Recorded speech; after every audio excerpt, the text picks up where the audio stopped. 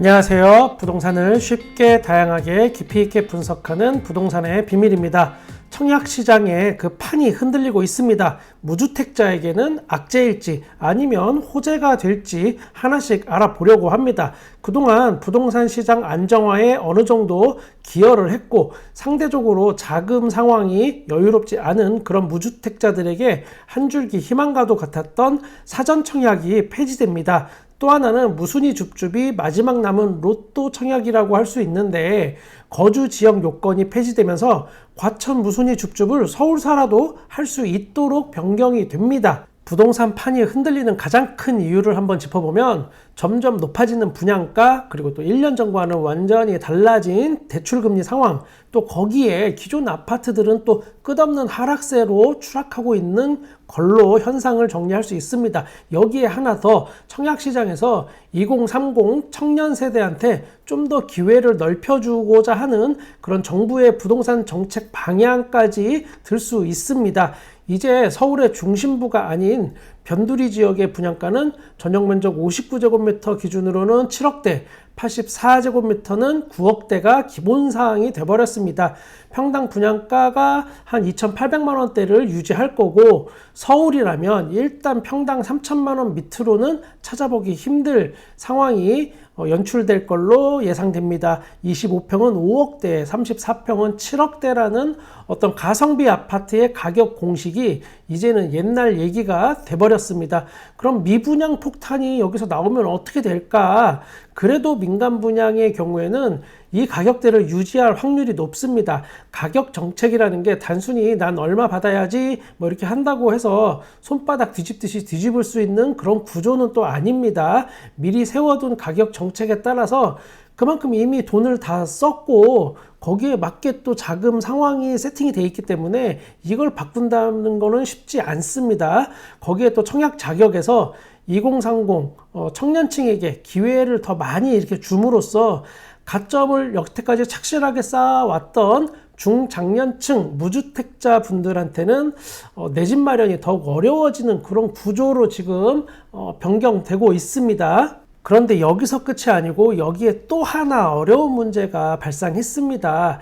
이제 사전 청약이 폐지됩니다. 특히나 공공분양 사전 청약은 3기 신도시 지역의 어떤 저렴한 가격의 알짜 아파트로 내 집을 마련할 수 있는 마지막 기회였다라고 할 수 있는데 이 기회가 없어집니다. 물론 본 청약은 당연히 진행이 되지만 그동안 이 사전 청약이 주택시장에서 아파트 가격의 안정화에 어느 정도 기여를 한 점은 분명히 있습니다. 부동산이든 주식이든 결국은 심리전이 승패를 가르는 것은 분명합니다. 집값이 막 이렇게 폭등할 때 더 늦어지면은 집을 살 수 없다는 그런 불안감 때문에 모든 자산을 다 투자하고 최대한 막 빚도 다 끌어내서 집을 샀던 분들을 기억하실 겁니다. 그때 언론에서 그런 분들을 영끌 하면서 막 이야기했지만 이게 심리전에 한번 말리면 그런 거는 내 눈에 들어오지 않습니다. 사전 청약은 제 개인적으로 무주택자한테는 가장 효율적인 내 집 마련의 기회라고 생각합니다. 일단은 보험 들듯이 3기 신도시 알짜 지역에 어떤 사전 청약에 당첨이 되고 일단 나서 여유롭게 서울과 수도권의 민간 분양을 천천히 내 입맛대로 골라가면서 청약 시도를 하면 되기 때문입니다. 저 개인적으로는 이 방법을 가장 많이 추천을 했었습니다. 본청약 전까지 2년에서 4년 정도의 시간이 있기 때문에 그동안 전세로 잘 버티면서 충분히 가성비 높은 곳을 골라서 청약할 수 있다면 심리전에서 일단 내가 밀리지 않고 냉정하게 판단할 수 있고 그러면 승리할 수 있기 때문입니다. 그런 사전 청약 물량이 올해 말에도 올해 하반기에도 많이 예정이 되어 있었습니다. 기존에 하남 교산, 고양시 창릉지구, 남양주 왕수길, 왕수기, 부천 대장 또 등등등 해서 많은 물량이 쏟아질 걸로 예정이 되어 있었는데 이것들도 결국은 사전 청약을 할지 안 할지 지금은 저도 알 수가 없는 상황이 돼버렸습니다. 아마도 이런 예정 물량들이 사전 청약을 만약에 한다면 거의 사실상 마지막이 될 확률이 높습니다. 11월 10일 정부가 부동산 시장 정상화 방안 이런 거를 발표하면서 여기에 다 포함된 내용들입니다.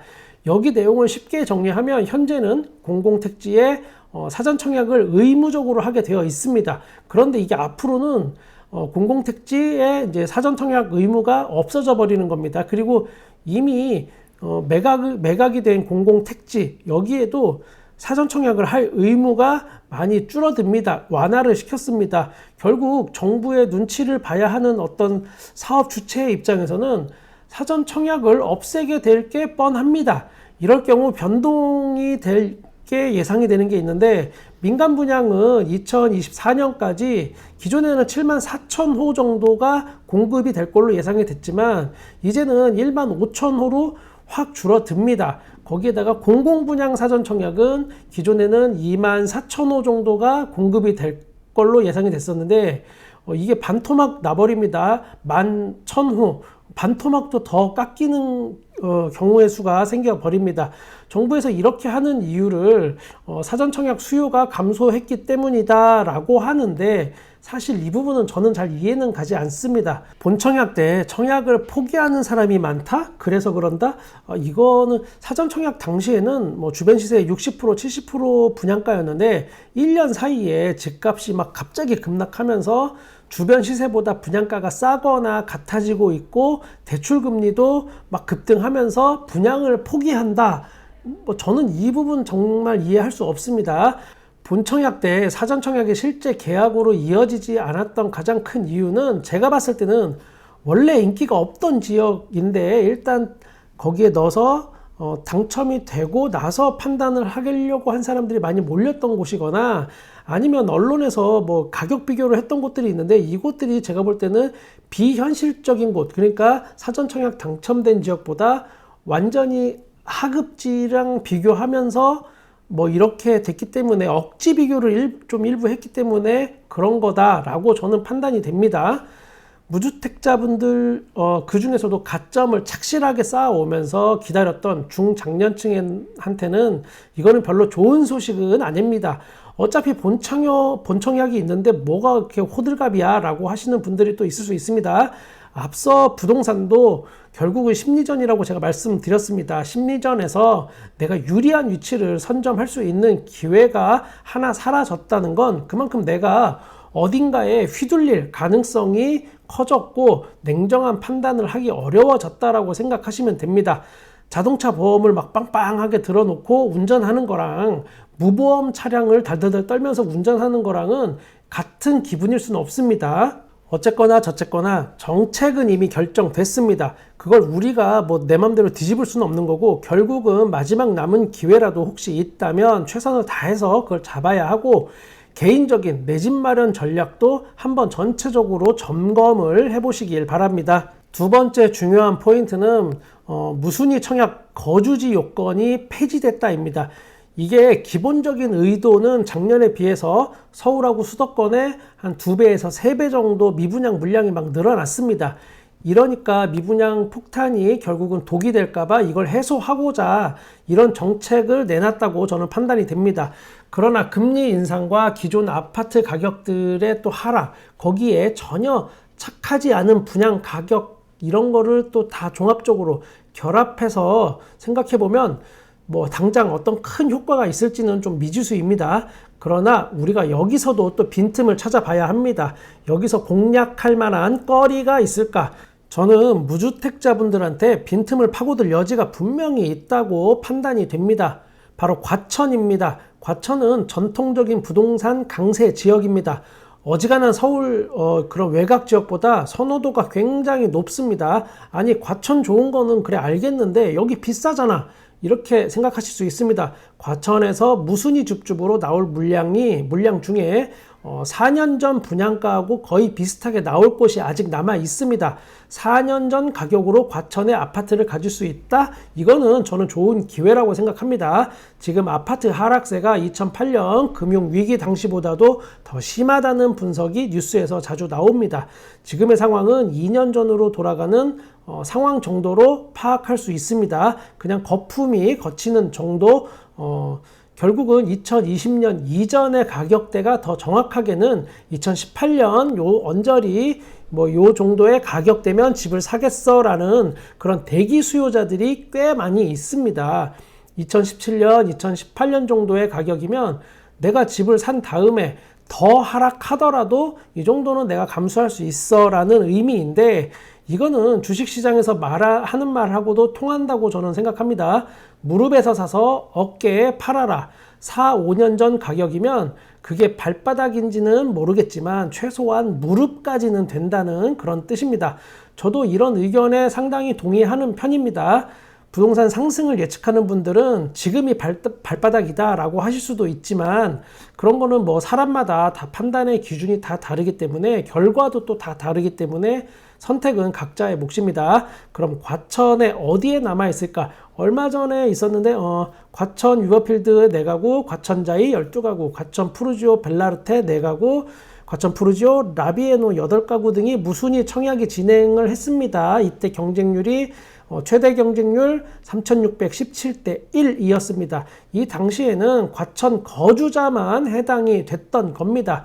앞으로 나올 물량의 예상을 한번 해보면 과천 제이드자이, 과천 푸르지오 오르투스, 과천 르센토 데시앙 등에서 총 100가구 정도 더 많을 수도 있고, 이 정도 예정이 되어 있습니다.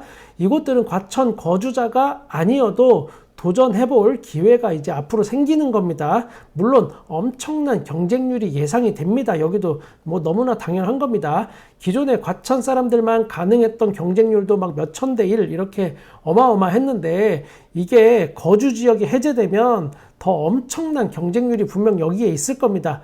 그러나 사람 일은 누가 알겠습니까? 기존에 눈만 껌뻑거리고 이런 거를 쳐다만 볼 수밖에 없던 곳이 나한테도 기회가 0.1%라도 생긴다면 뭐 더 이상 이거는 고민할 필요가 없는 겁니다. 자, 얼마 전에 있던 송파 시그니처 롯데캐슬, 여기에 경쟁률이 31,780대 1이었습니다. 딱 한 채 나왔는데 엄청난 경쟁률이 있었다라는 걸 말씀드리고 싶은 게 아닙니다. 제가 지금 말씀드리고 싶은 건, 아무리 여기가 송파구인 행정구역이지만 여기가 솔직히 입지가 그렇게 좋은 건 아니다라는 평가를 많이 받던 곳에서 전용 면적 84제곱미터가 9억대에 나오니까 일단은 해야 한다라고 생각하는 사람들이 그만큼 많았다라는 걸 보여드리고 싶었습니다. 즉, 매수 대기자들이 생각하는 가격 구간, 이게 여기에 포인트입니다. 자, 이 사람들의 이런 생각이 결국은 매수 수요층이 어디에 몰려 있는가, 이거를 알 수가 있습니다. 즉, 무릎이 대충 어느 정도가 된다라고 우리가 추측해 볼 수 있는 겁니다. 그렇다고 여러분들 아무거나 막 이렇게 줍줍하면 안 됩니다. 제가 부족해서인지 과천 몇 군데 말고는 지금 딱히 구미가 당기는 곳은 저는 없습니다. 혹시나 좋은 곳이 보인다면 언제든 업로드 하도록 하겠습니다. 그 외에도 여러 가지 부동산 정책이 나왔지만 그게 아파트 가격의 하락에 뭐 영향을 더 주거나 미분양을 단번에 해소해 줄 것 같지는 않아 보입니다. 그러나 정책의 기조는 우리가 읽어볼 수 있습니다. 지금 너무 급격하게 부동산이 하락하는 것, 그것만은 한번 막아보자, 이런 생각이 좀 강하게 느껴집니다. 부동산 하락이 국가 경제에 도움은 되겠지만 이게 지금처럼 너무 급속하게 하락을 하다 보면 결국 건설사가 부실로 되고, 건설사 부실은 금융권 부실로 이어지고, 이러면 말 그대로 국가 부도가 한 번 더 날 수도 있기 때문이라고 저는 판단됩니다. 어차피 차려진 밥상이라면 나는 그걸 바꿀 수 없다면 거기서 내 몸에 좋은 것만 이렇게 골라 먹을 수 있는 그런 어떤 능력을 좀 키워야겠습니다. 밥상 이야기가 나와서 그런데 와이프가 밥 잘 사주는 누나인 건 맞습니다. 결혼 전에도 밥 잘 사주고 결혼 후에도 쭉 이렇게 밥을 잘 사주는, 손예진도 울고 갈 밥 잘 사주는 누나. 그런데 어저께 소고기 시래기 해장국 이걸 해줬는데 정말 맛있게 끓여줬습니다. 처음부터 끝까지 직접 다 요리를 해줬습니다. 이렇게 간헐적 백종원으로 변신을 할 때가 종종 있습니다. 이거는 제가 개인적으로 여러분께 자랑하고 싶어서 말씀드렸습니다. 그녀는 과연 손예진인가 백종원인가? 오늘도 저의 부족한 영상을 시청해주신 모든 분들께 감사드립니다. 저는 여러분의 부동산의 끝까지 함께 하겠습니다. 구독과 좋아요 감사합니다. 부동산의 비밀이었습니다.